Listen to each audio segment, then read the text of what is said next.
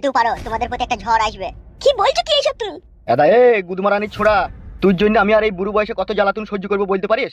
শালা হারামি, শালা খান কি ছেলে, শালা কার কি ক্ষতি করলি বে তুই? ও চুপ করে থেকো না, বলো কি হয়েছে বলো। দেখ বলছি, কিছু মনে করবি না তো? বলো কি হয়েছে বলো।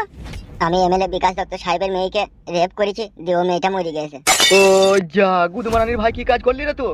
আরে খান কি ছেলে, শুইরের বাচ্চা, ঘরে সুন্দরী রূপসী বউ থাকতি, শালা মা মেগো ওয়া কেন করতে গেলি রে?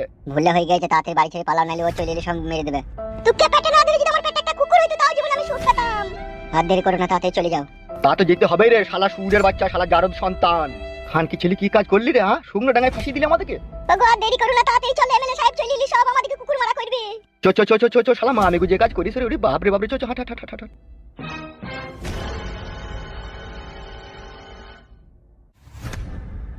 একটুকু ভুলের জন্য কি কাজ হইলো বানা? সব হইলো ওই শালা ফুটুর জন্য। আমাকে বাড়িতে থাকলে হবে না, আমাকে আড়ালে পাড়ালে লুকিয়ে লুকিয়ে থাকতে হবে।